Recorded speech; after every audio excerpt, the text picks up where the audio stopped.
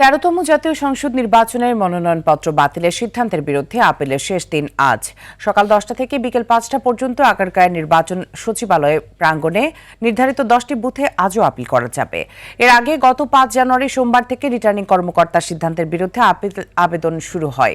প্রথম দিন ৪২টি আবেদন জমা পড়ে, দ্বিতীয় দিন মঙ্গলবার ১২২টি আবেদন করা হয়, তৃতীয় দিন বুধবার আপিলের আবেদন পড়ে ১৩১টি, বৃহস্পতিবার চতুর্থ দিনে ১৭৪টি আপিল আবেদন এসেছে। এ নিয়ে ৪ দিনে মোট ৪৬৯টি আপিল আবেদন গ্রহণ করা হয়েছে। অন্যদিকে সীমানা জটিলতায় পাবনা ১ ও ২ আসনের নির্বাচন স্থগিত করেছে নির্বাচন কমিশন। উচ্চ আদালতের আদেশের প্রেক্ষিতে সিদ্ধান্ত নেওয়া হয়। ভোট একটি সাধারণ জনগণের একটা গোপনীয় বিষয়। এই গোপনীয় বিষয়টাকে আপনারা প্রকাশ্যে নিয়ে আসতেছেন, বিভিন্ন এজেন্সির তালিকা চলে যাচ্ছে, বিভিন্ন সংস্থার কাছে চলে যাচ্ছে।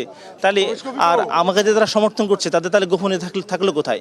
তাহলে আমি মনে করছি যে তারা যে আইনটা করেছে সেই আইনটা যথাযথ নয়। এই আইনটা কালো আইনের মতো একটা আইন। শুরু থেকেই আমার মনোনয়ন বাতিল করার জন্য চেষ্টা চলছিল। আমার মনোনয়নপত্র দাখিলের সময় আইন অনুযায়ী তাৎক্ষণিক আমাকে প্রাপ্তি স্বীকারপত্র দেওয়ার কথা থাকলেও এখন পর্যন্ত আমাকে উপজেলা অফিস থেকে, সহকারী রিটার্নিং অফিসার কার্যালয় থেকে আমাকে প্রাপ্তি স্বীকারপত্র দেওয়া হয় নাই। এ বিষয়ে আরো জানাতে রাজধানী আগারগাঁও নির্বাচন ভবন থেকে যুক্ত হচ্ছেন আলোয়ান খান। আলোয়ান, আজ তো আপিলের শেষ দিন, আজ কি কেউ আপিল করেছে আর পরবর্তী প্রক্রিয়া কি, এবং পাবনা ১ ও ২ আসনের নির্বাচন স্থগিতের বিষয়ে কি তথ্য আছে আপনার কাছে?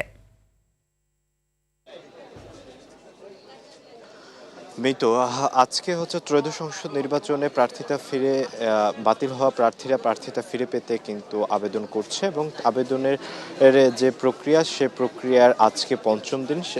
গত ৪ দিনে এই আপিল পড়েছে মোট ৪৬৯টি, এবং হচ্ছে আজকে এখন পর্যন্ত আমরা যতটুকু আমাদের কাছে তথ্য এসেছে ২৫টি আপিল করা হয়েছে এখন পর্যন্ত। এই তথ্যটা আমরা এখন পর্যন্ত জানতে পেরেছি। সারা বাংলাদেশে থেকেই কিন্তু হচ্ছে বিভিন্ন প্রার্থীরা কিন্তু এখানে এসে জড়ো হয়েছে, এবং তারা তাদের বাতিল হওয়া প্রার্থীতা ফিরে পাওয়ার জন্য কিন্তু আপিল করছে, এবং বিভিন্ন বুথে তারা যাচ্ছে এবং সেখানে গিয়ে তাদের প্রার্থীতা ফিরে পাওয়ার যে বিভিন্ন কারণগুলোতে তারা হচ্ছে তাদের প্রার্থীতা বাতিল হয়েছে সেই কারণগুলো সংশোধন করে পুনরায় তারা এখানে আপিল করছে। আরও একটা বিষয় আমরা বলি, সে বিষয়টা হচ্ছে অধিকাংশ প্রার্থীতা বাতিল হওয়ার পিছনে যে কারণটি নির্বাচন কমিশন উল্লেখ করেছে বলে আমরা বিভিন্ন প্রার্থীদের কাছ থেকে জানতে পেরেছি, সেটি হলো নির্বাচন কমিশন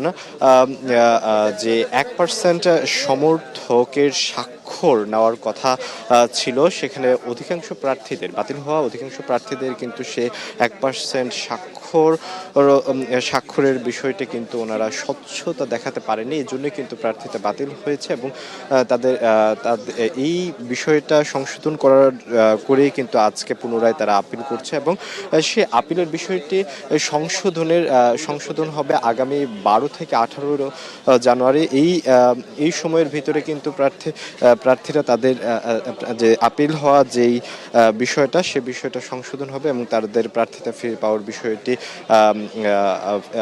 ফিরে পাওয়ার যে প্রক্রিয়া সেটা সম্পন্ন হবে।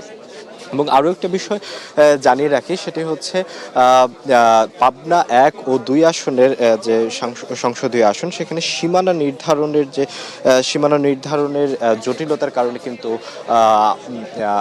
আপিল বিভাগ থেকে কিন্তু সেই এলাকার নির্বাচন স্থগিত করেছে। আজকে নির্বাচন কমিশন মকসুদুর রহমান কিন্তু সেই ঘোষণাটি আমাদেরকে দিয়েছেন, এবং সেখানে যতক্ষণ পর্যন্ত এই সীমানা জটিলতা সংশোধন না হবে অথবা সমাধান না হবে ততক্ষণ পর্যন্ত কিন্তু সেখানে নির্বাচন স্থগিত থাকবে, এমনটাই আমরা জানতে পেরেছি।